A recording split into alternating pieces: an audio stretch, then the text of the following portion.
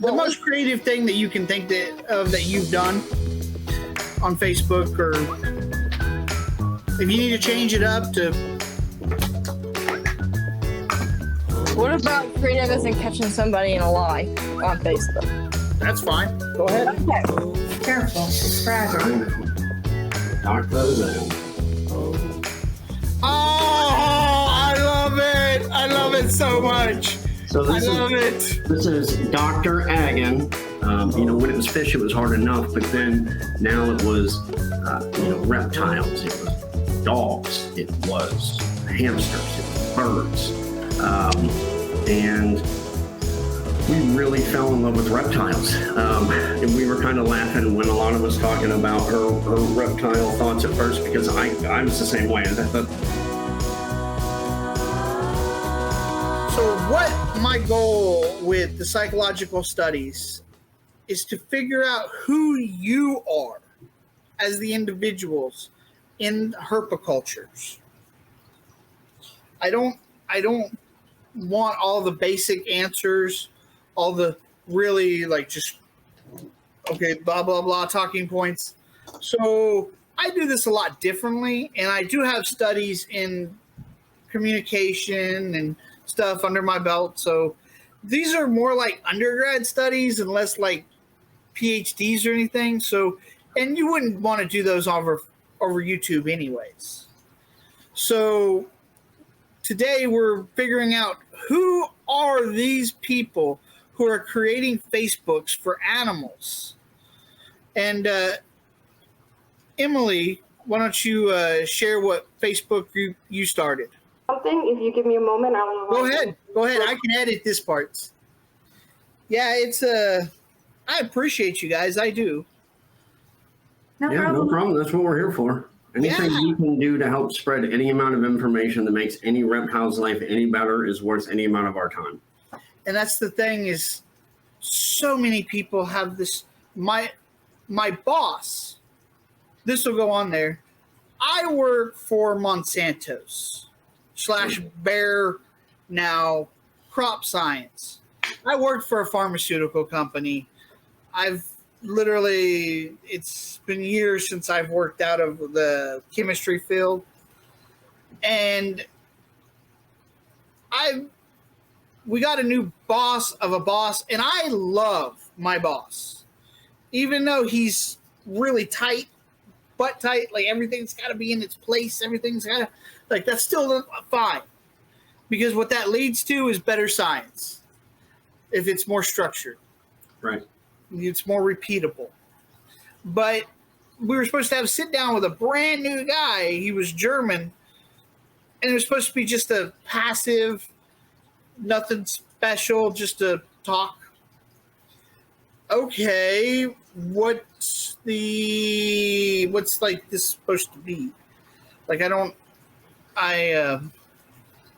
understand. Like, because, oh shit, hey. They come in here. Yay! Hey! I was telling them a story. Hey, we're waiting for Emily to get back to try to get a better headphone. I was telling the people a story about my boss. We got a brand new one, the old one. And I actually did a study in college. Turnover rate for fast food. Turnover rate for fast food is about 150%. I worked for Domino's at the end of my college, and we set the record for that franchise at 26% over 6 months.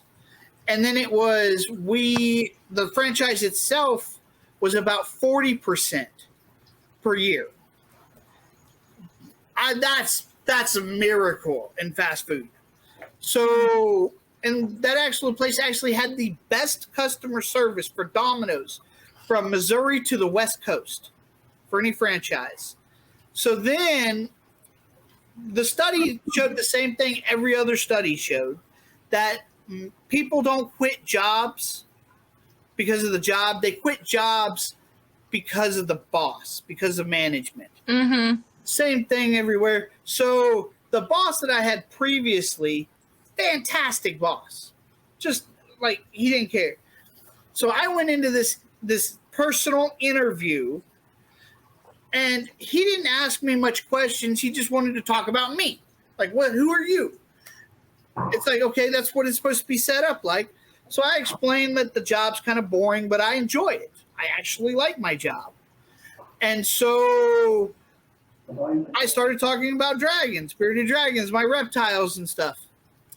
Yeah, I get a comment back from my supervisor, who I really enjoy, that German guy didn't like my talk. He didn't think I was a good fit for the company because of reptiles, because I talked about bearded dragons. It's like, no, this is something I'm going to talk about later with Bill Stewart when we do some more stuff, or Bill Gross, if I can get him on, about leadership qualities. If you're not good enough to see the qualities of other people, you're not a leader.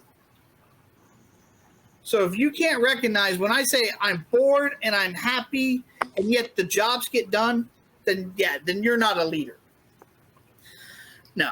Okay. So Emily? Yeah, is this better? That's better. I think it's a little fuzzier, but it's better. Okay, then yeah, this works perfect. So what Facebook group did you start, Emily? I started the Snake Discovery Fans Facebook group. Which one of my personal favorites on here on Facebook. I would definitely highly recommend that one.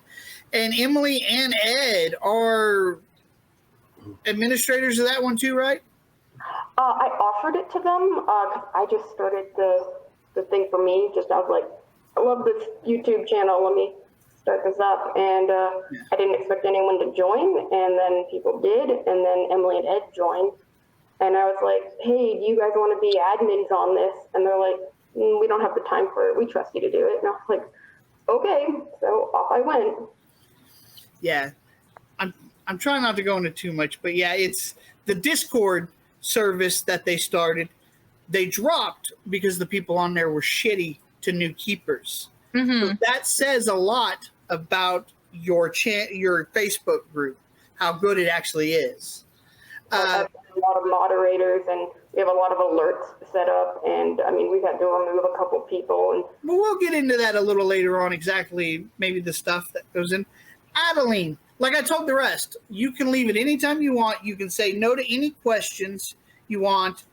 There is no obligations at all. Am I saying the name right? Because that would be a miracle to me. Can you hear me? Alana, I think he's talking to you. Oh, me? He's saying Adeline, but I think he means Alana. Is it Alana? Yes. Alana, okay. Because I am god-awful with names, so I apologize about that. But that's why we're here. We're here to figure out who you are, not just what your name is. Yeah, my name is kind of different, so a lot of people get it wrong. Well, what Facebook group did you start? I started Dragon Smart. Another one of my better channels that groups that you were actually one of the first choices.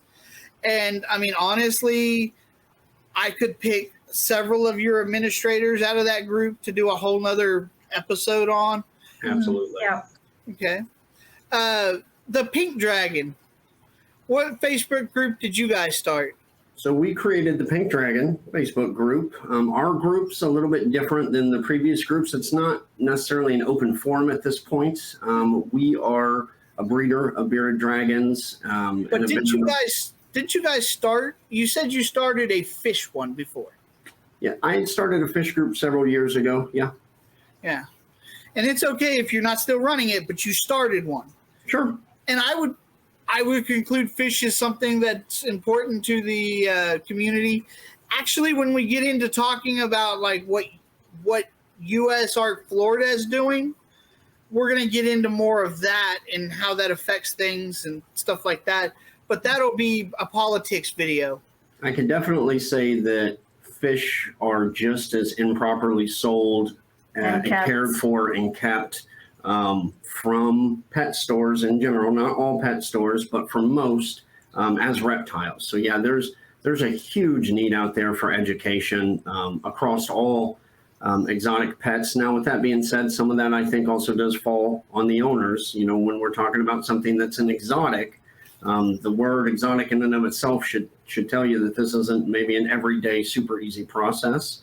That doesn't mean people can't learn it, but you know, that's one of the reasons that we joined groups like Alana's and forums out there to not only increase our own education, but to help educate other people. You know, the only way we're going to elevate the way that reptiles are kept in their lives is by educating ourselves. And when we educate ourselves, we not only elevate their happiness, we make ourselves more happy because our dragons are more happy, or our reptiles in general, fish, dogs, you know, any of it. You know, we have miniature Australian shepherds. We wouldn't have them if we didn't have a yard for them to run in and time for them to play and to get the energy there out. So I think it's important for pages like this to exist, groups to exist, and then people like you to even go further to try to get the information out there so that, you know, we can try to give any living soul that we take into our care the best life it can have. Alon, is it Alon? How do I say that? My name? Why don't I just say Dragon Smart? Why don't I just say Dragon Smart? So are you at your store, correct? Yeah. Okay. So you guys, so we'll talk about that a little later, but just to let people know that. So how I like to start these, so I don't put more bias into it, we want to focus on you guys. So what I have people do is tell a story. You're completely free to tell whatever story you want. No limit. There is only, I want you to be as detailed as possible. And then I want the other people to actually, after the story, to ask one question about the story.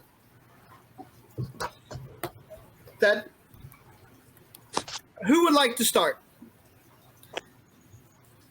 I mean, I'll start. I don't care. Okay.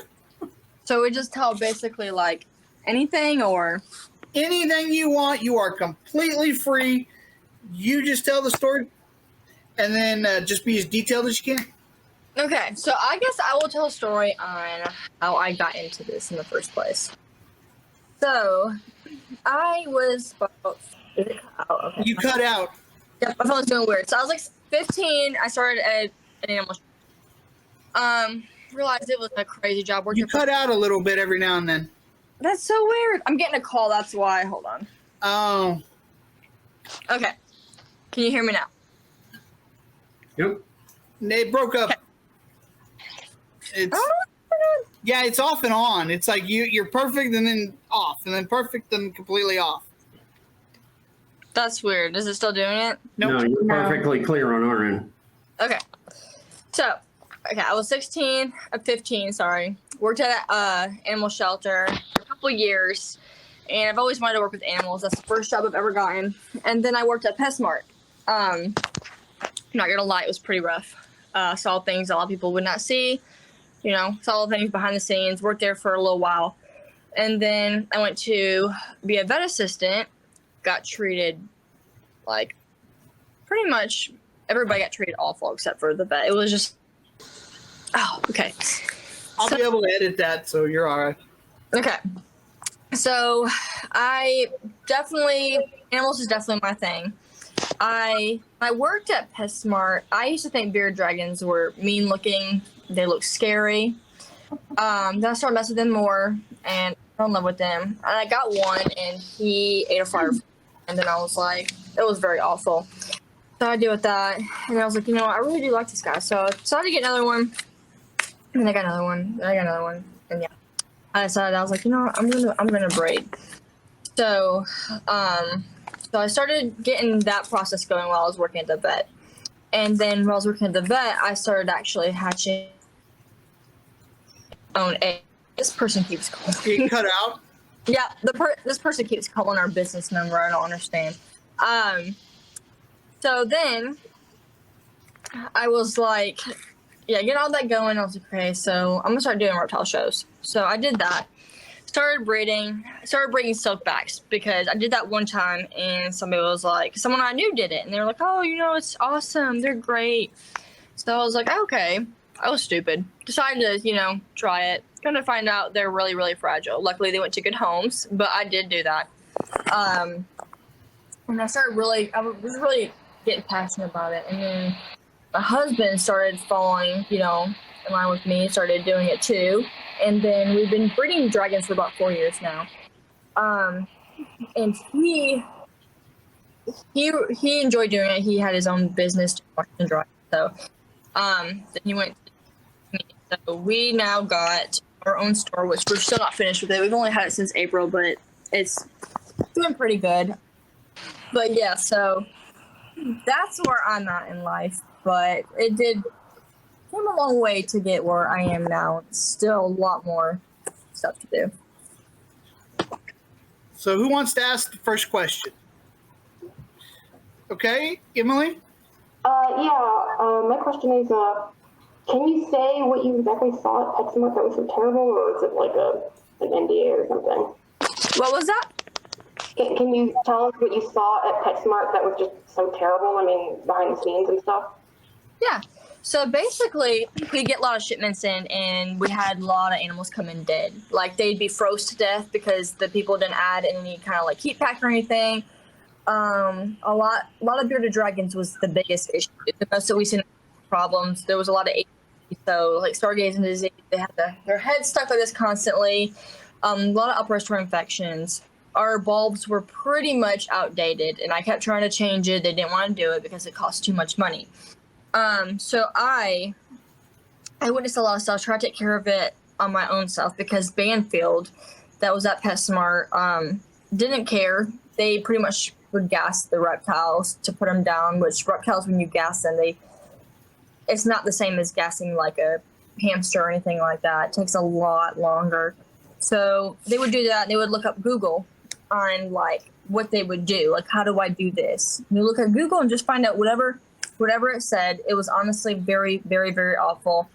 We got told not to give more than 4 crickets to each bearded dragon. And it was like 5 in a tank. So I snuck in and bought fresh greens, and I was breeding bugs, still do right now. And I brought them some because they weren't eating nearly enough. They were losing weight, looking sick. So I was like, that's the most I can do is bring stuff from my house, because they're not going to want to write off anything to feed them more. So yeah, it was a bunch of stuff, but we had a lot of dead animals, and a lot of people there didn't want to do research about them. So it was pretty much when customers would come and ask questions, people would just read off what the pamphlet says, miss the bearded dragons, do this and that, red bulbs, perfectly fine. Yeah, that's what they say. But it was definitely a mess. It's a very awful place. So. Okay, Pink Dragon, what's your question? Lana, did you have a hard time, not saying something when you found those things out? I know, obviously, you said bringing stuff in, but how was that? How did you feel like going into work knowing the conditions you were walking into and witnessing?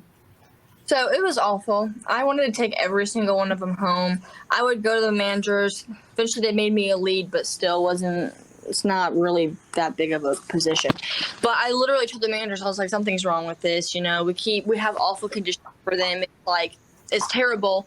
And it was a bunch of young managers, like probably about a couple of years older than me, so probably like 26. And they were more about the drama, so they wouldn't listen to anything that I was saying. They just thought I was probably a know-it-all or something like that.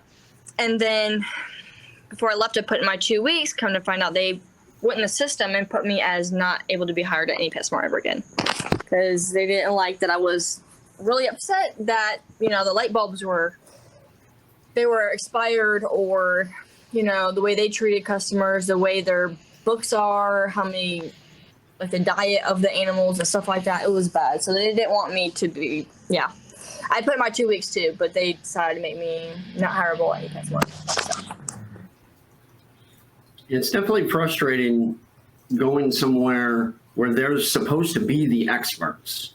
They're supposed to be the ones that are teaching the customers the right way to do it, and they're not even doing it right themselves. It sets a bad tone for not only obviously the employees that work there, but then the customers. When somebody walks up and they see 5 bearded dragons in a tiny 12 by 12 by 12 enclosure with a carpet mat and a curly Q UV, and they go, oh, okay, that's what I need to get. All we're doing is creating a bigger ripple effect of the problem versus, like Alana said, if they would take 2 seconds and listen to the people that are experts at what they're trying to sell, it would make a huge difference. Incredibly frustrated. The gentleman that got a new job, because I'm a contractor, and that's how they get around a lot of the stuff at work. And one of the guys there, he was a manager, he said, of a PetSmart. He said he hated it. See, stuff like that, like I just talked about, literally, people don't quit jobs because of the job. They quit jobs usually because of the manager. And so that really tells you something right there. But who's next? Who wants to tell another story? We'll go. Okay. I don't know if I should treat you guys like individuals or.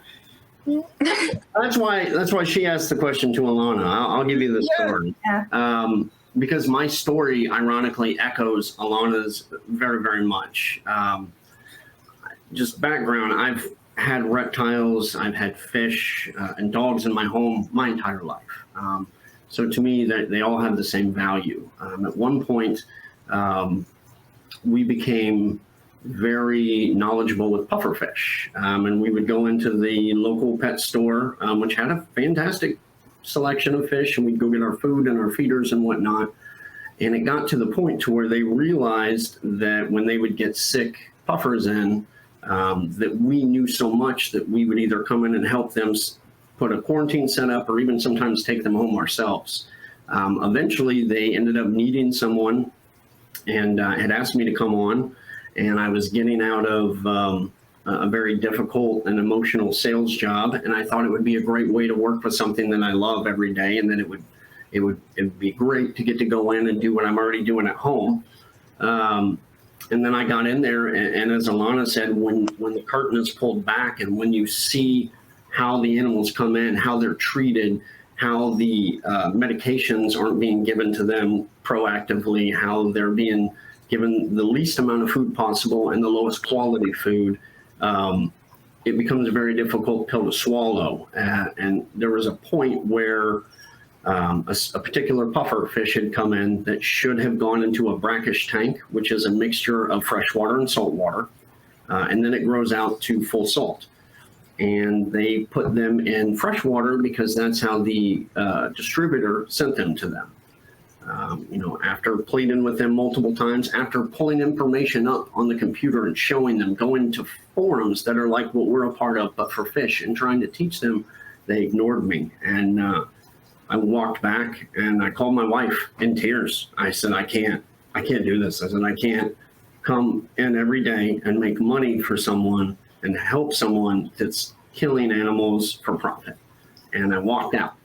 And about 2 days later, I get a phone call from the owner of the store. This was a family-owned pet store. It is a nation brand, but they are individually owned. And called and said, hey, I heard what you said, and that actually means a lot to us. We'd like you to come and manage the department. We're going to fire the manager, and we'd like you to come do it. So after about 7 or 8 months of managing the department, completely turning around the way the animals were being taken care of, getting everything in line, that also made our fish healthier and our customers happier, and we were way more profitable. So then at that point, they offered me the general manager position over the entire store. At that point, like Alana said, you see so much death come in. When it was fish, it was hard enough, but then now it was, reptiles, it was dogs, it was hamsters, it was birds. And we really fell in love with reptiles. And we were kind of laughing when Alana was talking about her reptile thoughts at first, because I was the same way. I thought they looked pokey and they were prickly and weird and I don't want anything to do with them. I like fish. But as I got to experience learning about them and learn how special and unique they are. We just absolutely fell in love, and we haven't turned back. We decided at that point that no amount of money in the world was worth working somewhere that was going to do that to the animals, and that instead of being a part of the problem, we needed to work on being part of the solution. That day when I left, we started preparing to breed and preparing to, try to help elevate the community as much as we can. Luckily there are so many great groups out there for you to join, for you to learn, for you to be a part of things. That's helped us significantly, but it definitely comes from getting to a point where you go, I'm not doing this anymore, and I'm not going to be a part of it. And to this day, we don't walk into places like that. We get our dog food from Tractor Supply. We get, we don't support them on any level, regardless of what pets we have. Okay, why don't we ask a question? Who wants to ask a question first? I'll ask one. Okay. So what fish are one of those things that are really, really hard to learn about? What made you get into them? I find them awesome. So we've always liked fish, but when we actually relocated from up north down to Florida, because we love the ocean, we love the beach, we love nature in general. The thought of having a little piece of that in your home is incredible. And it's like a moving piece of art. It never looks the same, no matter how many times you look at it. They're always different. And believe it or not, fish are just like a lot of other pets. They're a lot more intelligent, have a lot more personality than you would think. We have some tanks that you walk by and the entire tank will come up and greet you. We have as much personality in some of our fish as some of our dogs. So, it was at first, again, kind of a little bit of a dipping your toes in to really learn it. We started with small tanks, small fish, small setups, fresh water, easier stuff to do. And then as our passion for it grew, so did our collection. At one point we had 15 running fish tanks with freshwater, brackish, salt water. We have a garden eel, which normally you don't even find in home aquariums. That's typically something you see in zoos. So, for us, it was an easy transition once we started. Okay, Emily. What's the most difficult fish you've ever had to take care of? Harry's, maybe. Yeah, that's probably so. We have many species of puffers, and we have one in particular. I actually shared in a group the other day. It's called a dragon puffer, ironically. It's an ambush predator, but it requires incredibly clean water. Low pH. Yeah, low pH. And in the reptile world, obviously, we focus on heat and lights and et cetera, which is important in the fish world too, but then you also have to constantly test your water. You have to make sure that your nitrates aren't too high, you don't have an ammonia spike, things like that. So he was a learning curve even for us as experienced as we were, how much extra maintenance we had to put into him. But once we got that figured out, he's not that bad, but he's probably the most difficult. Okay. So Emily, you want to tell a story? Yeah, sure. I guess I'm kind of on the opposite end of that equation. I was the dumb kid that ended up getting a pet that I was not ready for, that I knew nothing about, that, just ended up being a trial by fire. Growing up, I always loved reptiles. My mom, she's a gardener, so she'd be outside and she'd find like a little garter snake. She'd bring it to me to show it to me. Let me, hold it before we released it someplace a little bit, less dangerous than, our front yard. I always loved reptiles. And then my 8th grade teacher, she ended up having like 40 or something turtles and tortoises in her classroom. And I just loved them. I would spend lunch there just playing with the tortoises. It was just like the best thing ever. So I was about 17. I owned no reptiles at this point. I'd only ever grown up with cats. I'd just gotten a dog for the first time just a year before, so I was still new to dogs even. And I went over to my friend's house, and her little brother had 2 tortoises, and they were as I said, I knew nothing about tortoises or turtles or anything, but I could tell just by looking at the setup that this wasn't right already. So I told him, like, I'll take them off your hands, and he eventually agreed. And he said, these are 2 Russian tortoises. They're, they like to live together. They're great. They're best friends, they're a boy and a girl, take them home. And so I took them home. I did some research just on Russian tortoises. I didn't have anything set up for them. I had nothing ready. They spent the first day I had them in the bathtub because I had nothing, and they ended up eating like dandelion leaves that were in our backyard. So I had nothing prepared. Did some more research, got them set up and stuff, took them to the vet, and the vet's like, oh, well, this one's a Russian tortoise, but this one's a Greek tortoise. And I was like, oh, okay, Greek tortoise. Did some research on that, and as I started to do more and more research, I found more and more info about tortoises and turtles, and I was, improving my setup as I went along. And then I started to notice that my Greek tortoise, who I named Lulu as a girl, I later found out Lulu was a boy, so Lulu was now a boy. Lulu started to grow and kept growing. And I was like, why are you getting so big so quickly? I went onto a Facebook forum that I had joined, a Facebook page about turtles, and I was like, what is this? This can't be a Greek. They told me it was full grown. And they're like, oh, that's a baby sulcata. It's going to be like 150 pounds. And I was like, oh no, what have I gotten myself into? And then I also, I'd been keeping them together, but they kept like ramming each other, and I was like, that's not normal. So ended up separating them, set up bigger, cages for them, lights, just all this stuff. I remember one point I got like a water dish that had like a little ramp up and then like a ramp down. My tortoise, the Russian tortoise Tank, was in there, and I'm so glad I was there and I saw it happen, or he would have died. But he literally climbed up the side of the water thing and fell backwards up into the water dish. And that's how I learned that those water dishes are not good for turtles or tortoises. So I moved on to terracotta dishes. So, I had to learn everything step by step as I'm doing this. It really was trial by fire kind of thing. And when I got them, they weren't even like perfectly healthy. Tank had scars from when he'd been attacked by a dog. Lulu, he was like this big when I got him. But he wasn't a hatchling. He was already 4 years old.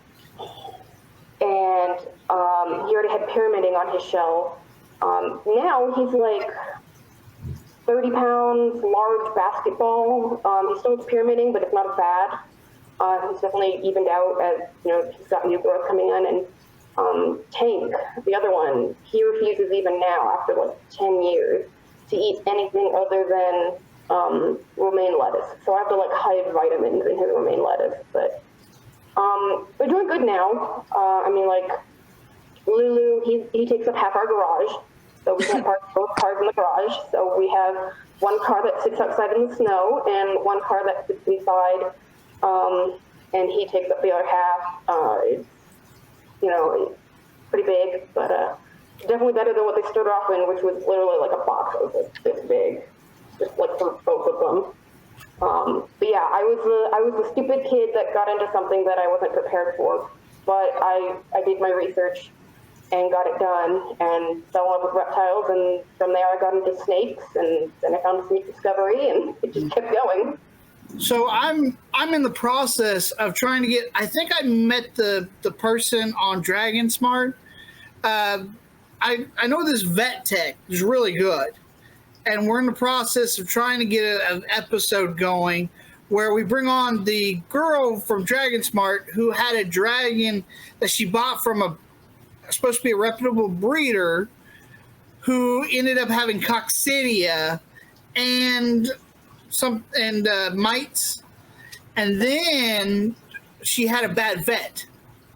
So I'm going to discuss have that girl tell her story, and me and the vet tech are going to discuss the stuff that goes into every little piece of her story, advice wise and stuff. So vets will be on that. That'll be an important thing.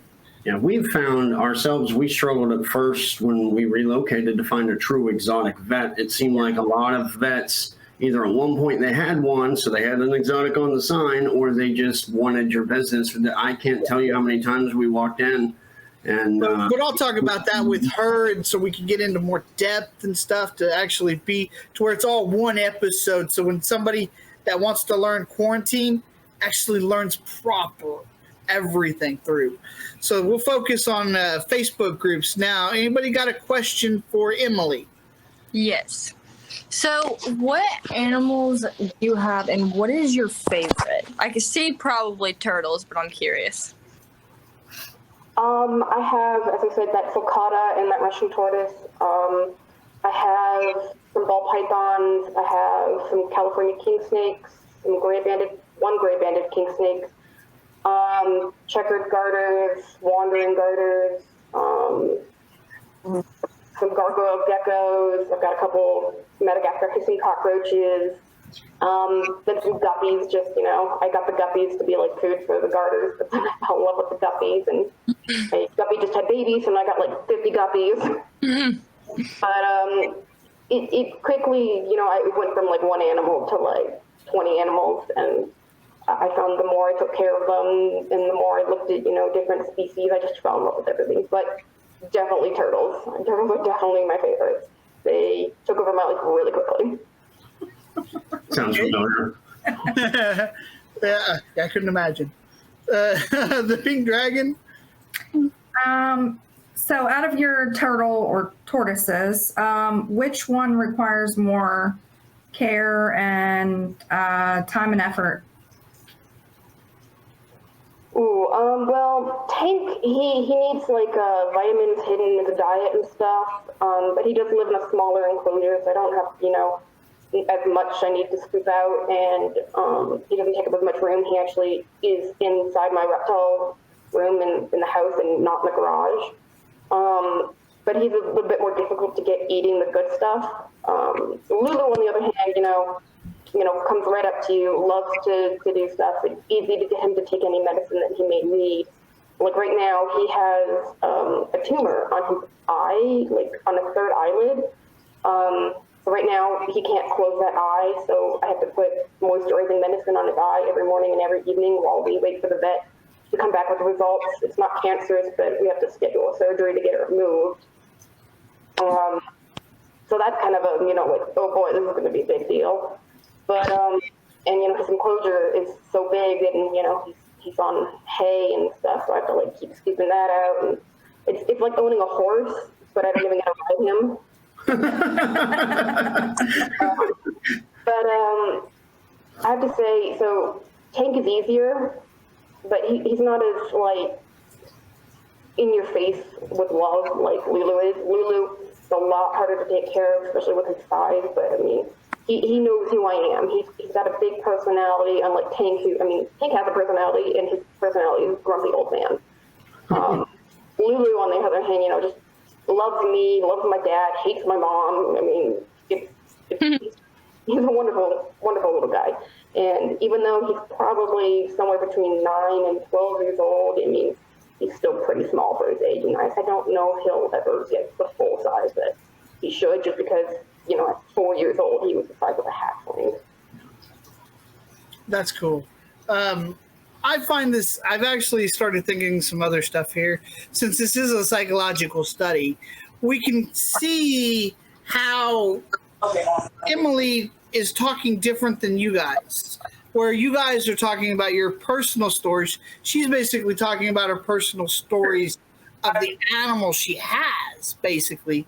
And your guys' questions are more towards the animals and less about him. But that shows, like, she started a Facebook group, a fan site of snake discovery, where you guys started your own Facebook group. And it's an unbelievably fantastic one.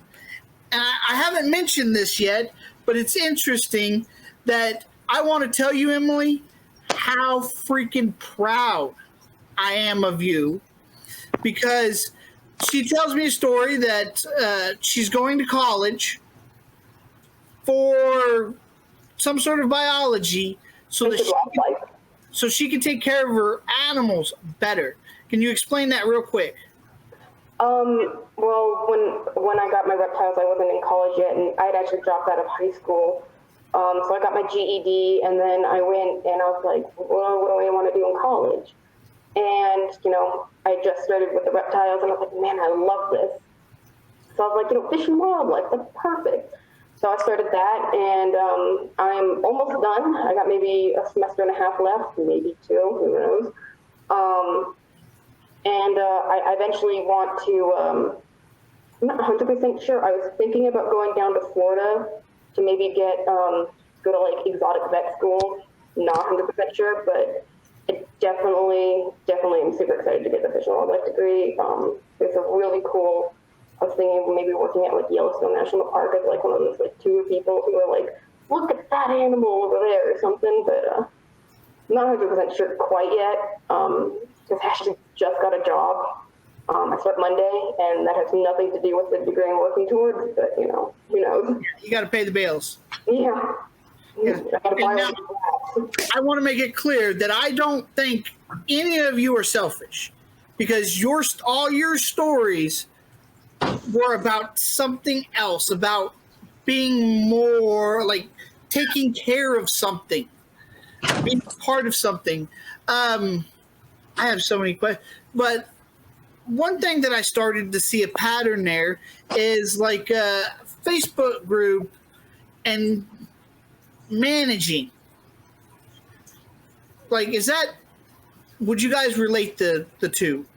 Yeah, absolutely. I would say, you made a point earlier about how there are some excellent admins and moderators and groups, and that comes from the leader of that group. And that's no different than management. Your employees are going to be a reflection of. I don't know if that's true. I don't know if that's 100% the correct answer, but you're definitely going to keep the ones that are good. You're more likely to possibly see the ones that are good with that. Is that more better? Because honestly, like, I've been kicked out of multiple Facebook groups. How many of you guys have been kicked out of Facebook groups? I'm not in probably a single one no. You've been kicked out of them all, or are you saying you haven't been in any? Oh, I'm kicked out of probably every single group. And some of that, it's just total crap. Yeah. Yeah. You get to a point to where it's more about jumping on someone than it is helping them. And then at that point, what are we even doing? Well, a lot of admins and moderators look at it as numbers, not as helping people. They look at it as like, oh, wow, let's just get like so many members in the group, and that way they can start drama and have more people on their side. It's just a bunch of drama. A lot of them are not focused on helping. They're actually focused on wanting drama and creating drama and everything like that. See, I didn't realize that. See, these are things that I'm learning, but that would be correct if that's your focus. Because to me, and I always go towards people that actually give a shit about the animals, because I do. And it's interesting. And I know a lot of moderators and stuff probably do care. And I've talked about this before. A lot of the issues is that I think if we actually gave people more satisfaction in their lives outside of reptiles, because people find satisfaction and meaning and purpose in reptiles where they don't find it outwards, that it becomes part of their ideology. And now ideology is like a brick house with no mortar. You start pulling on one brick, they think the whole house is going to collapse, so they have to protect it with their lives. So they're telling you that you have to do it this way because this is what they believe. So if all of a sudden something comes along and refutes that, they can't go, oh, well, no, you're okay, so let's take your evidence and rebuild this house. It's, no, my house is already standing. You're wrong. Yep. Absolutely. I had this conversation with someone the other day. That's the difference between an idea and a belief. A belief is what people go to war over. An idea is what we sit down and exchange and say, you know what? Your idea actually does make sense to me. It's a lot easier to let go of a bad idea than it is a bad belief. So if we actually, so to me, if we actually increase the satisfaction to people outside of it, the hobby, we would actually decrease them putting all their soul into reptiles. But yeah, reptiles. Have you guys seen reptiles being mentally good for people? Bearded dragons are the second highest emotional support animal after dogs. So absolutely, yeah. So I actually had a friend who was in hospice, and when near the end, I was like, I wish I could bring my dog down or something. And then I was like, wait, he likes snakes. Let me bring one of my snakes down. So I brought the snake down. He got to see a snake, pet it, was happy. But then on the way out, I got stopped by so many people in the assisted living who were like, oh man, is that a snake? Can I pet it? How old is it? What does it do? Can I hold it? And it just went from like, just there for a friend, and I ended up staying for a couple hours with just all these people who were like, oh wow, that's so cool. So it was interesting. It was interesting to see. Okay. So I always ask this story. Okay, why don't you guys? Who wants to start by telling me a day in the life of one of your animals? Put yourself in their shoes. Okay. I can tell you the day in the life of Lulu. Wake up. Right now, it's currently get eyeball medication at like 6 a.m. Wander around in a circle for a little bit. Go back to sleep. Wake up again around, a couple hours later. Pick up his favorite box. Drag the box around. Sun himself a little. Eat some hay or some lettuce or some pellets of some kind. Drink some water, wander around some more, pick up the box again, and then go to bed. How do you think that makes him feel? That putting himself in the box and taking himself out. How do you think that feels to him? Well, he had a favorite box that he outgrew, so we had to take it off of him and give him a new one. It took him a while to get I guess this is my new box, and he loves to do it. He loves to drag it places. And he also has a couple of other things. He's got one of those jolly balls for horses that he likes to ram and play with. And occasionally I will I take him out once a week for a good scrub down instead of just a soak, so we get a nice good bath. And then he loves being brushed with a horse comb. As I said, he's like a horse I can't ride. He's also got a big dog toy that's a ball that he also likes to roll around. I think he's just also happy that he has room to walk. Because when I first had him, he didn't have room to really walk. So I think he just half the time is just happy that he can move and stretch out and walk places and then play with the toys that he's got. Who else wants to tell the story of a life? Put yourself in the shoes of your animal in their day. We can go. So we're gonna do Viserion. Viserion is our Dragon Smart baby. She is a beautiful orange hypotranslucent. She typically wakes up on either her basking rock or inside her cave.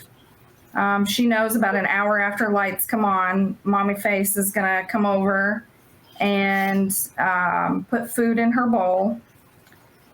Typically by that point, she's on her hammock and she can side eye her food bowl to determine whether or not it's a bug day. She is slightly on a little diet. Or whether or not she also has her second favorite thing, which is butternut squash. If she does not have either one of those two things, most likely she stays in the hammock. And then she'll stay there for several hours. Typically by lunch, she has either decided to eat her food or most recently, she has learned to separate And the other day, she had picked out every single piece of butternut squash. It was laying outside of the bowl. The greens were still in the bowl. And then by the time we got home around 5 o'clock, the butternut squash was completely gone. The greens were in the bowl. And usually by that time, she's gone to the bathroom and is looking at us like somebody needs to come clean up this mess. I love your face, his face when you talk about the story, and he's imagining it, but he knows it, I think. But he's using his imagination. It's interesting. But I love his smile when you talk about it. He seems so happy about it. And as a little dragon smart baby. And so I just love that. I can't. So empathize with it. Put yourself, what do you think it's feeling eating the butternut squash and you just leaving the others? What do you think it's feeling at that moment? She absolutely feels Spoiled. joy, and she's spoiled. She knows how to get her way. Obviously, butternut squash is not one of those things that you can feed every single day because of the moisture. But she's happy as can be on those days. Like a kid in Christmas. It's it's like literally her favorite thing. If it's bugs or butternut squash, she is tearing down the enclosure to get to you so she can have some. So She will jump from her hammock to the bottom of the enclosure as you're putting it in sometimes, as soon as she sees that it's squash. That's awesome. Dragon Smart. So what's... So does it have to be reptiles or? No, whatever you want. Just put yourself in the shoes. Okay, I want to talk about one of the most intelligent creatures that I have. So it'd be my African gray bird. So every morning I go in there and she says, "Hello." I'm like, oh gosh, here we go. So I go over her cage, turn her UVB light on because they also should have that. Remove the cover that I put on her cage so that way it's not as dark.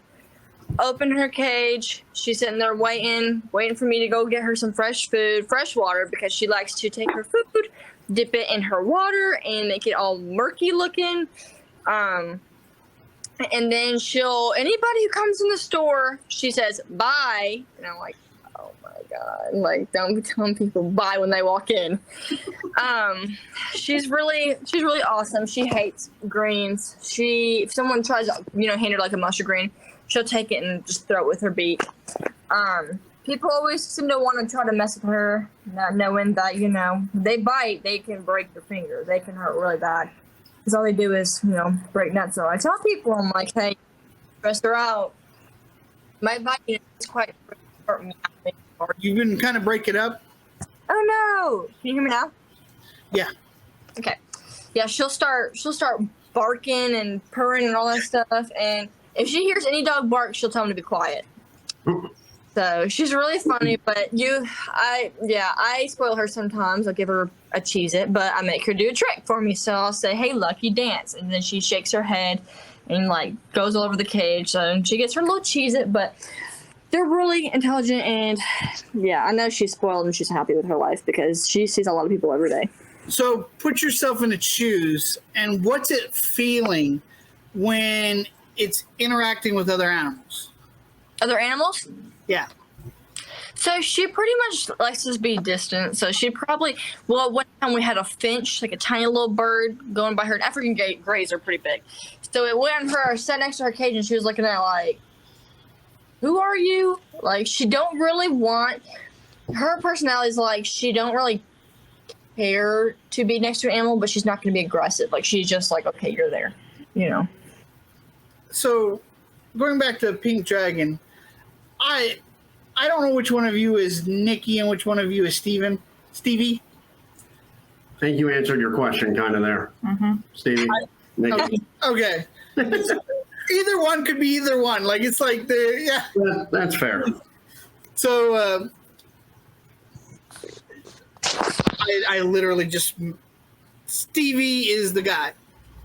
Yep. Okay. Sorry, I apologize. I'm not really great with names.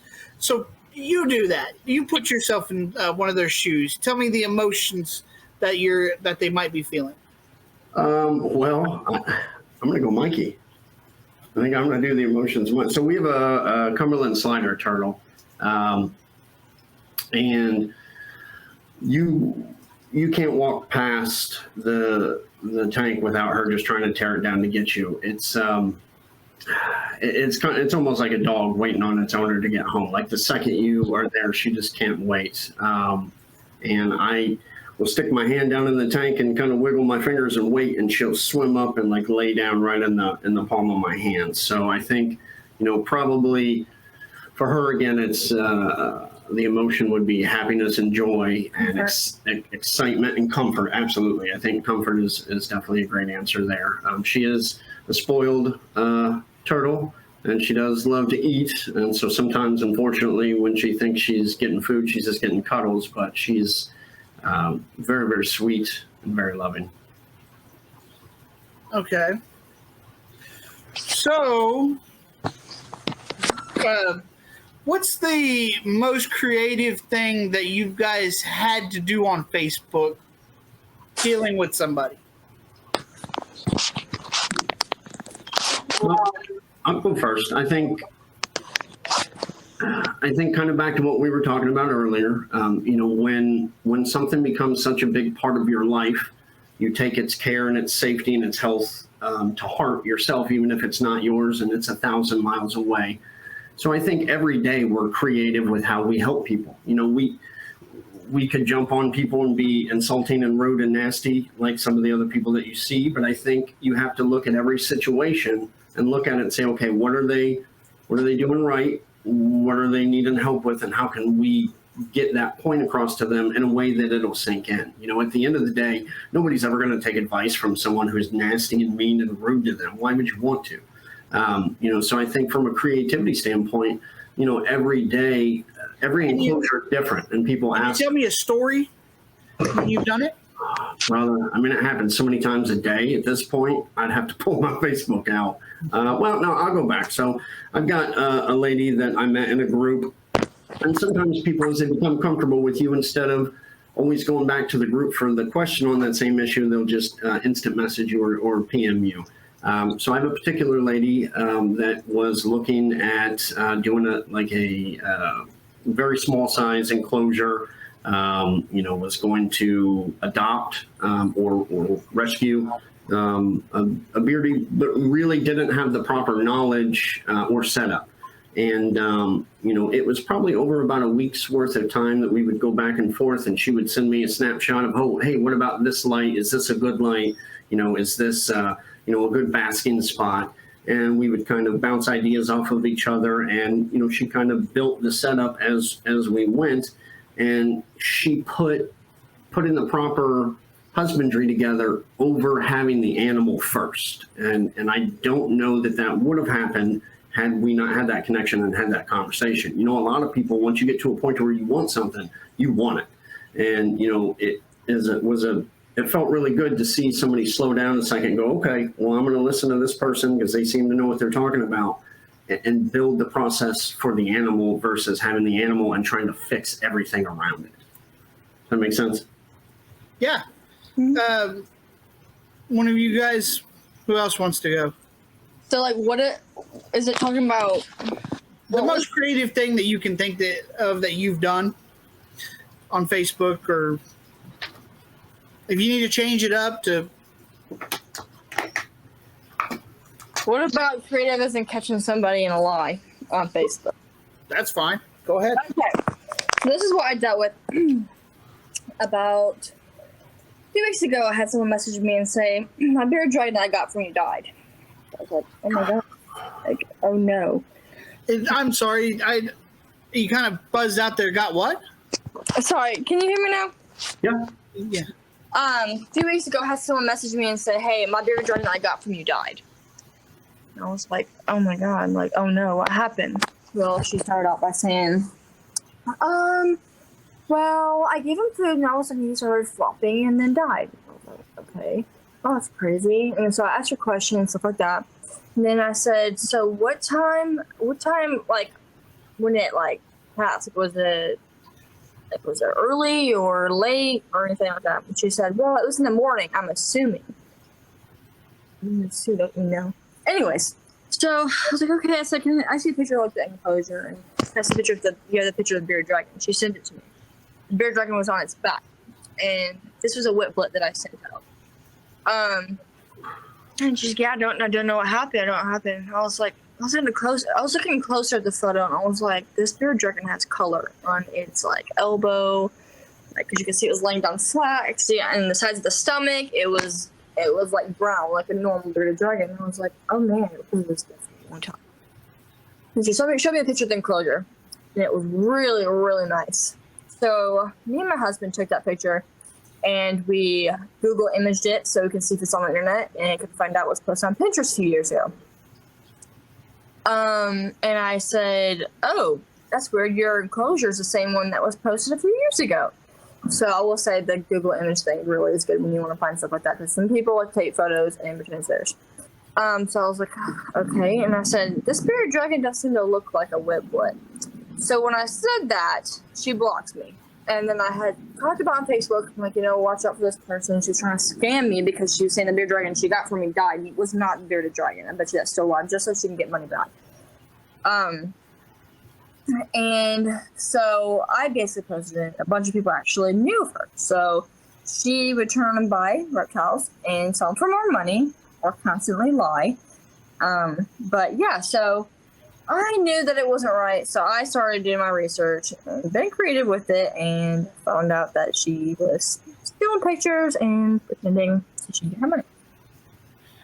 I'd say that's pretty creative. That to actually use that, it's more towards using your knowledge and understanding of something, which is important for people to understand.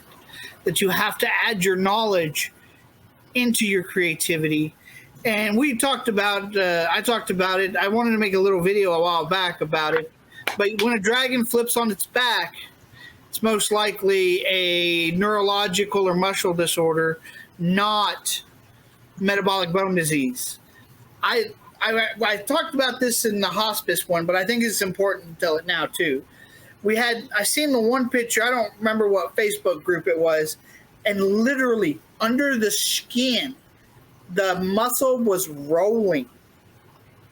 Like actually rolling back and forth. It's like, and everybody's comment was, it's metabolic bone disease. It's like, no, he might have metabolic bone disease, but that's not metabolic bone disease. That's no, that is a muscle disorder or a neurological disorder, and you have to 100% see a vet. It's just insane.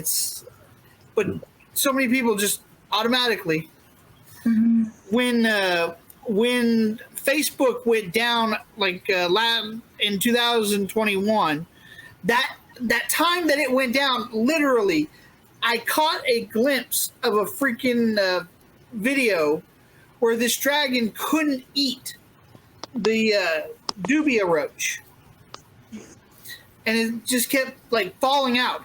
They were like, why is it spitting it out? It's like, it's not spitting it out, it's falling out because it has a weak jaw, and this dragon literally looked like a pile of mush. It's like, no, that thing's metabolic. But Facebook was that exact moment that Facebook was down, so I couldn't help. And it's like, oh my God. I was like, why is this not working? Why can I not? And then later on, they're like, yeah, no, Facebook was down for X amount of time at that exact time. It's like, shit. I'm sure that people came on later and said something, but yeah, like it was bad. So, Emily, you got any creative stories? Mine is actually a little bit less about the reptiles and just about the people in the group. So I had this young lady, she was maybe 13, she like posted some stuff, and this guy started getting angry at her about something or another, I don't remember exactly, but he started going back through like her posts and then he started following her Facebook page, and then he like found her Twitter account, and then he found her address and her phone number and where she went to school, and he was messaging me like you need to remove her from this Facebook group because she's doing this and this and this. And I was like, okay, she's not doing any of that, first off. And second off, you're like 30 and you just found the home address of a 13-year-old little girl. I blocked him and I gathered all the information I had on him and all the information he had on her and sent it to her mother. But it was just like, what are you doing? And then he contacted me like 2 months later. He's like, so is my ban lifted yet? I'm like, no, your ban's not lifted. Go away. And it was just ridiculous having to deal with that. And then, there are just other people that, pop up like that. But that one was probably the most disturbing one I've ever had happen on the Facebook page. Just creep.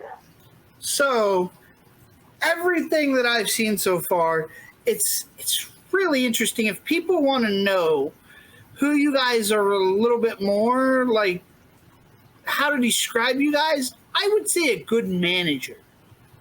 Like if you've ever worked in a good store or somewhere, I would actually conclude that we would actually say that from you guys. Like, it's not necessarily that you're the greatest at empathy or you're the greatest creatively, but yet you're solid management. That's exactly the type of people I would compare you to. So if you ever worked for Walmart or something and you had a good manager, but maybe the ones above them wasn't good, that good manager is who I would compare you guys to. For anybody, you actually care about what you're doing. You actually care about the animals. You care about the people, but it's more about the management. That's literally where I've that is interesting take. And I didn't come here with that idea in mind. I found that talking to you guys. And that's really cool, because it really shows that we are not different than other people. Like, really, it's not like, oh wow, we're these super unique people that have exactly this and exactly that. And it's like, no, we're not even equivalent across the board. We're just positive management. Would you guys agree that you guys would kind of, is that, or what is your takeaway from this? You're more like a babysitter. From the different people like that you've met here, what would be kind of your thoughts on the compare and contrasts? You're muted. Okay, I don't know how that happened. So honestly, Danielle, I was gonna say I agree with you on that, because everybody in here seems like they actually care about what they're doing. Like you said, you wouldn't want to be working with somebody or for somebody who just doesn't care, who just literally could care less about the people and about the animals and things like that. Or it's a very big thing, especially admitting when you've done something wrong too. That's a big thing that a lot of people do not do. What do you guys? What's somebody else's thought? You were going to say something a minute ago? No, I think, comparing it to good management is very true, because a manager has to care about more than themselves. A manager is responsible for a group, and, a lot of times that means you have to be selfless. It's obvious that we're all similar and that we have something in common, but we're all very different and come from very different walks. Why don't we take it from a different angle here? Why don't you guys tell me a story where you felt like you were the leader, like you were a positive leader? I guess I'll say right now I'm in that position because since I started a store, it's not just me and Dylan, me and my husband. We actually have employees. We have 3 other people that we have hired. They tell me all the time that I'm really fair to them. You know, if they need to take a break at a certain time, you know, do that. They've learned a lot from like learn about animals, because just because I breed bearded dragons don't mean that I, you know, don't have experience with like dogs or like chameleons or rabbits or fish. I'm not the best in fish. My husband's better than me, but other things I'm pretty decent about. But I've heard back like feedback from people that we have literally hired that we treat them like they're human beings, like we're not over them. Like, because to me, I look at it as like everybody puts on their pants the same way. So no one's different, no one's higher than each other. It's just everybody has different knowledge. So I really don't look at myself as a boss. I look at myself as in needing help expand, needing help, you know, meeting people and caring about the animals and things like that. So to me, it's a bigger deal to make sure everybody's happy with things like that and their animals and all that stuff. Who wants to go next? I'll go next. So I'm going to go a slightly different direction. I am actually a patient care manager Monday through Friday. With that being said, so I manage nurses and therapists for a home health company. I'm a registered nurse myself. And with that being said, we have to take turns being on call about once a month for a week at a time. And there are instances where a couple of our nurses will call for every little thing. And I have to take a deep breath, and I have to remind myself that I have to be the manager, and I have to explain things to them in a way to make it make sense, but also let them know that I'm there if they need me. Not for hours on end just to complain, but I am there. And I have to take their feelings into consideration because they're part of my team. And a team is only as strong as its weakest player. So I try to build them up.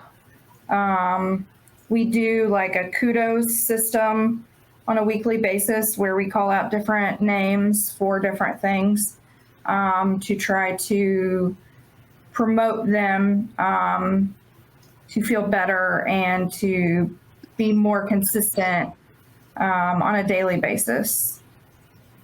Okay. What about you, Emily? I'm not actually sure. I don't think I've ever really felt more like a manager or a leader or anything. I mean, you know, maybe occasionally with like the other mods and stuff, but it doesn't feel like I'm leading anything. It more just feels like we're all just kind of tunneling our way down the road, and you know, whoever takes point at the time. But I don't know. I never really saw myself as a leader of any kind. Okay. Trying to think. I've got two questions here. I'm trying to figure out which one I want to do. I know that I've been in situations where. Can you tell me a time that you've had management over you where they've created such a negative that you might not have felt like, or any time in your whole life that you have felt like maybe like imposter syndrome it caused? Can any of you guys come up with an example of that? Okay, Emily? I truthfully kind of feel a bit like an imposter running the Facebook page currently now, just because, you know, I mean, I started off as just, you know, some fan, and then I just made the Facebook page basically for myself, and next thing I know, there's 17,000 people in the group. So I kind of feel like I kind of accidentally slid into, you know, like a more of a powerful position than I meant to. Kind of riding Emily and Ed's coattails a little bit, which I kind of am, you know, but it's just, you know, I don't know. Okay. Has anybody else felt like that? Like because for me, I worked when I got out of college. I worked for a church in Dwight. It's actually Arm and Hammer, and I worked on HPLCs and stuff like that. If you don't know what that is, yeah, you probably wouldn't. As a vet, you would eventually, or a vet tech, you would eventually figure it out, because that's where you would actually test the blood and stuff on. So I actually, in 7 months, I learned to do things in that job that people that had been there for a couple years didn't know how to do. I actually fixed their HPLC where people that had been there for 2 years couldn't. And so I still got let go because I was the only one with a contract that was up, and they put my boss in my schedule. So they wanted to put him into a different schedule. So I just got the axe because of that, not because I couldn't do the job. So the next job I got that was the pharmaceutical company. And it's a startup. It became super toxic. So toxic that I would get emails at night and stuff where it would be, well, we're going to fire you in the morning. We're going to fire you in the morning. And then you get to work, and it's like you call the guy, and he told you to call him the night before, and he's like, oh, yeah, you know what to do. You know what you're doing. Go back to work. Get to work. Don't call me again. I mean, that kind of toxicity, to the point where I was actually messing up at my job. And it really felt like there was this, like I said, imposter syndrome, and I was just a complete screw up, and I really couldn't do anything right. What actually saved me in that job, saved my mental stability, was Pitch the Bitch, my baby girl bearded dragon. And like, yeah, that's why, one of the reasons why she's so close to me. And it saved my mental health. And so, like, have you guys experienced that in any way out there in the world? I'm sure I have, but I can't think of it at the top of my head, though. Yeah, that's me. Nothing's coming to mind. I'm sure that's okay. No. That is still an answer. Because it's possible that might lead other people to not do what you guys are doing, to not go further. I know everything that I've done, I've had to put the work in. I've had to do the extra for it.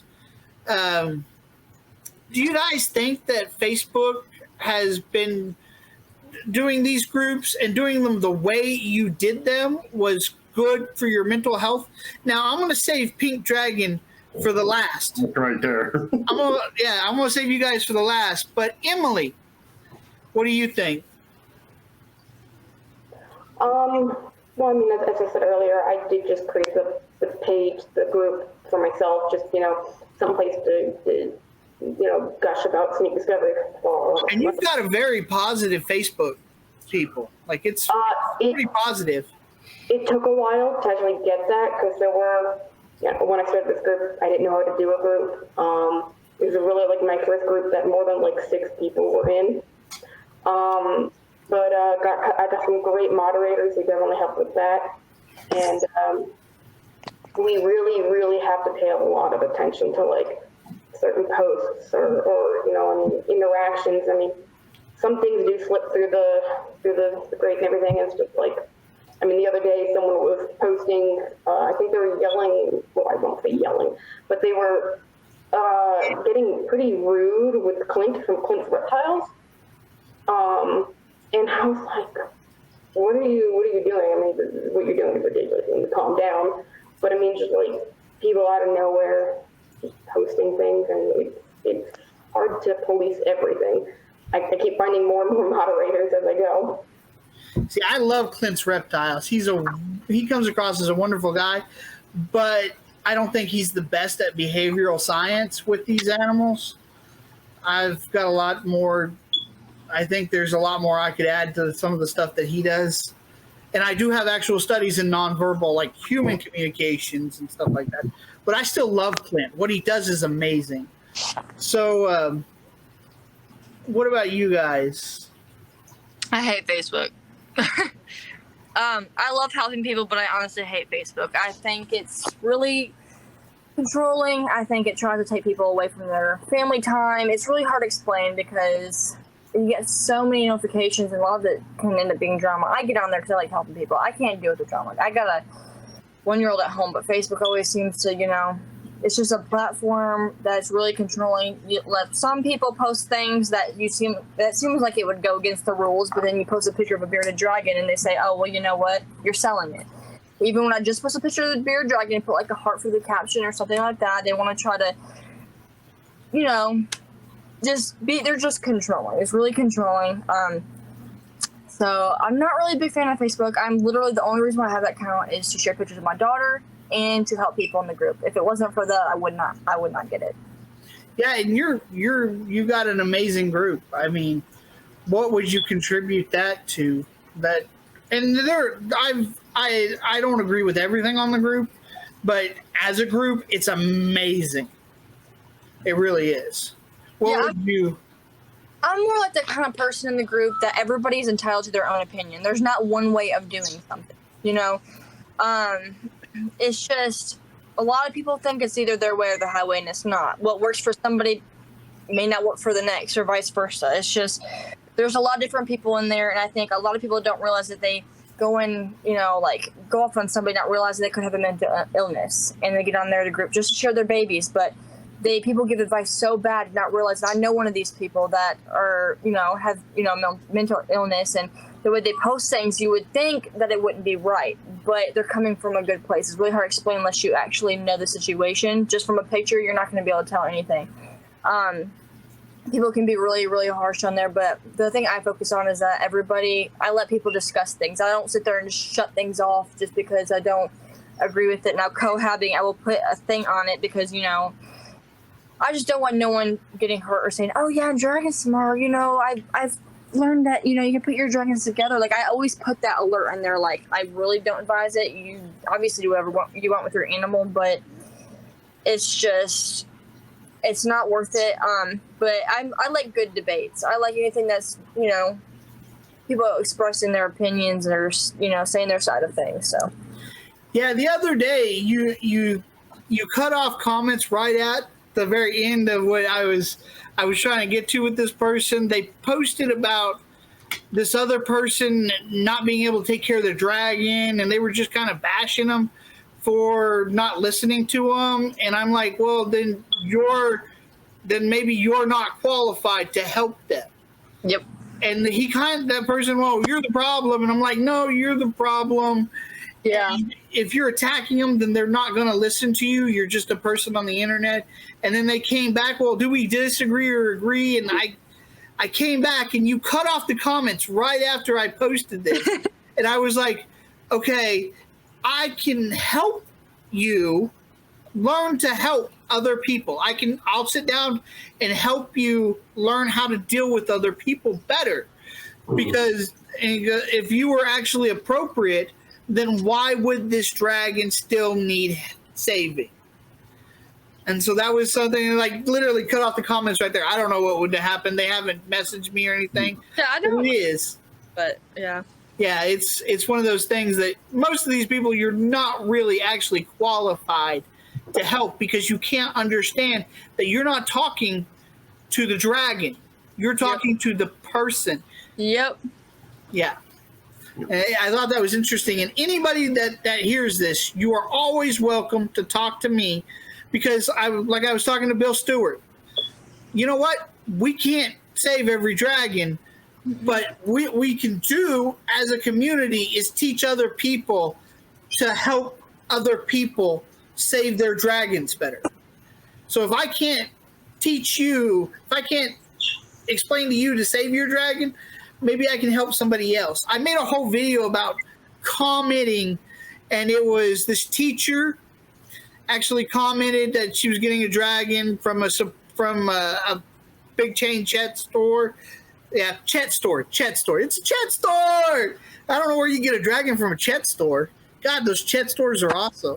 That's where you get your Chets from. You go to the Chet store to get your Chets. You know, every dragon's got Chets. You know, God. and so so the teacher, she asked for help picking out the dragon because she was getting sponsored by the place, and literally I seen 60 comments. Okay, I went through 30 of them. I found one that didn't say, oh, well, I got mine from a pet store, it's fine. So she had to go through 60 to find 2 pieces of advice. One from me and one from that other person. And it was a nightmare. I mean, my God. I don't know if she cut out or whatnot, but if she doesn't come back, I want to say thank you to her. Dragon Smart's a great deal. She owns a store in Tennessee, Dragon Smart. The Pink Dragon can actually tell you that she actually has dragons that are worth it, right? Quality, absolutely. And, yeah. And you know, we're probably on our last answer as well. Yeah. I wanted to know why you gave up the fish site. Because of exactly what you're talking about right now. It got to a point where it became, for so many people that were in it, more about destroying someone else than helping them. And, you know, your original question, I think, was mentally, you know, what does Facebook do for you? And I said this to someone the other day, and I think it's important to remember that about 30% of the people on Facebook want to help you. 60% of the people on there want to troll you. And the other 10% have the same question you do.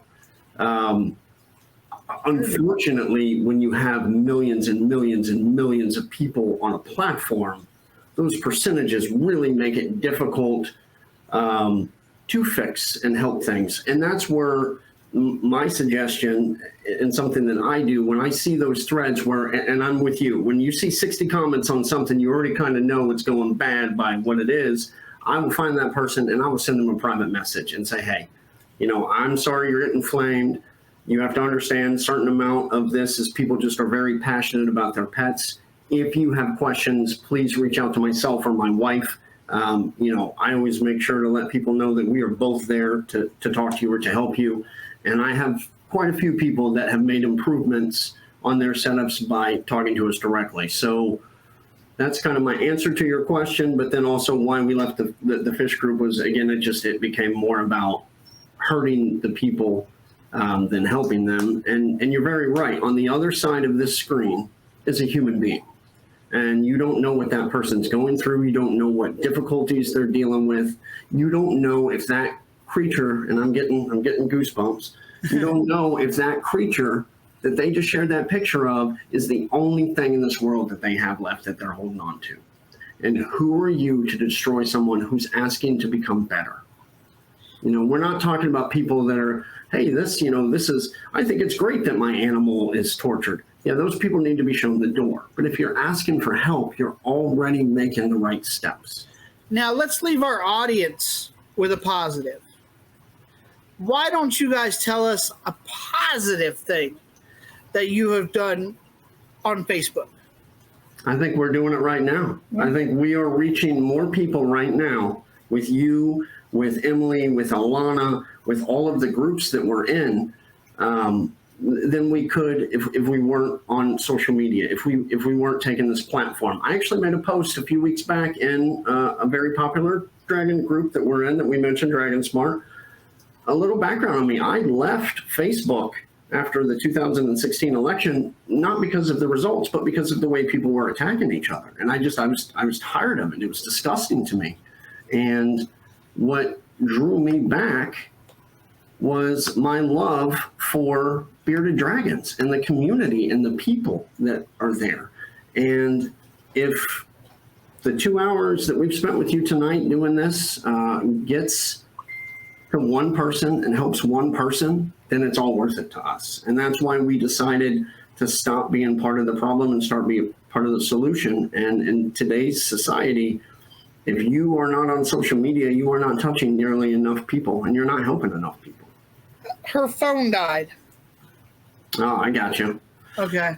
So yeah, we're still wrapping it up. What about you, Emily? Oh, geez. I can't follow what he just said. I mean, he covered it all.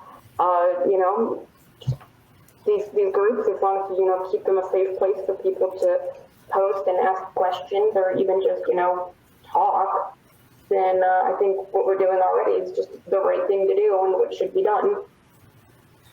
Yeah, I was gonna tell everyone it was a great getting to know everybody. That was Dragon Smart. I do have a question. What you got? For the pink dragon, is that bearded dragon just playing poker in the background? Yes, it is. Hold on. Yes, ma'am.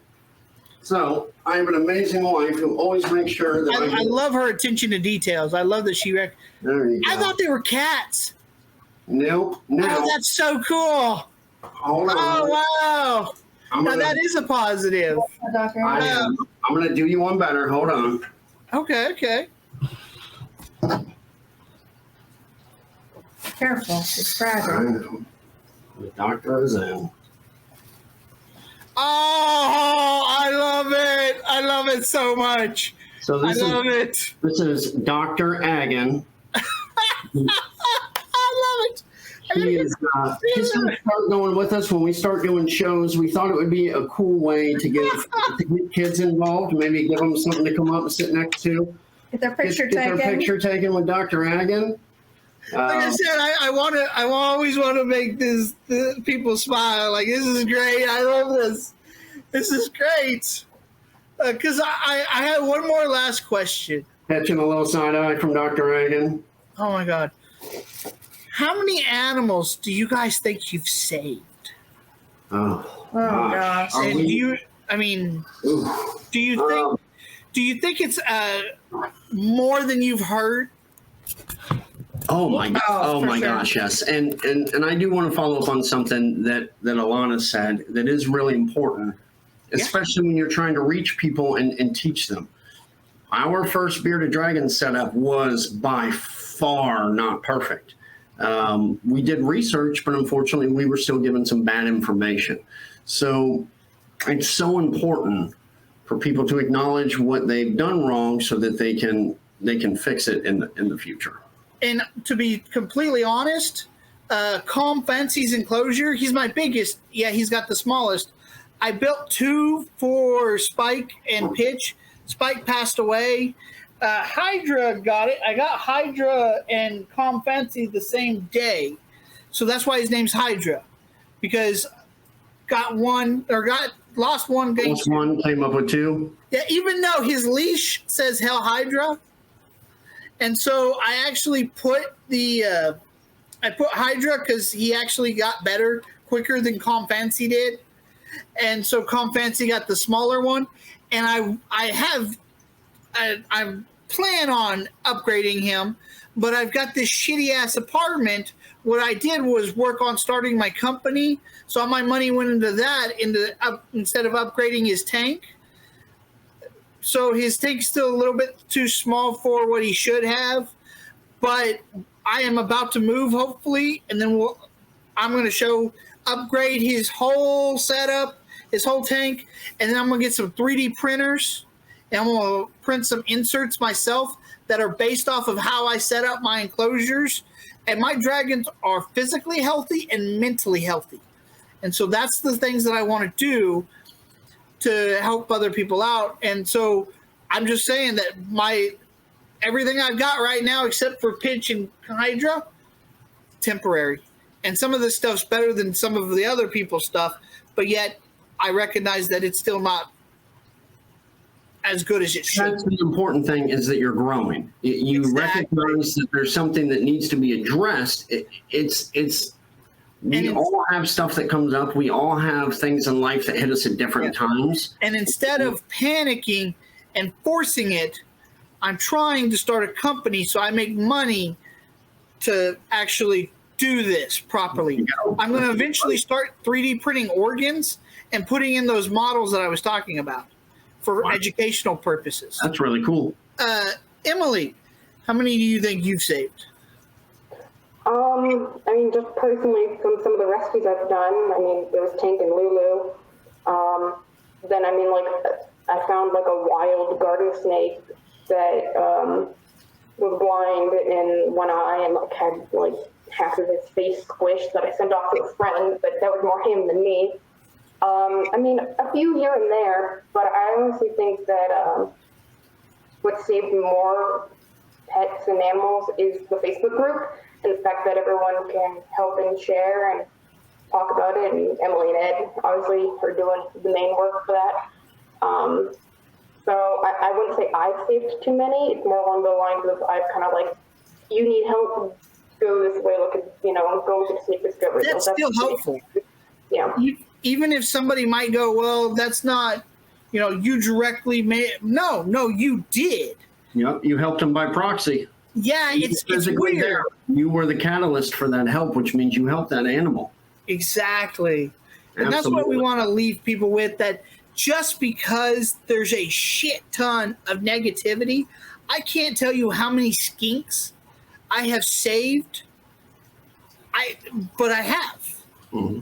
I mean, just by giving advice, helping people understand them better, because there's a lot of misunderstandings in skinks, that there's so many new things. Because even bearded dragons have been around in the hobby for so long, and I'm finding new things. Husband changes every day as we evolve as people and our knowledge into all of these animals.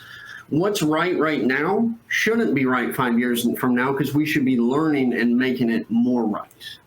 Yes. So I just want to say thank you guys. How was this process? What do you guys think of how I did this interview?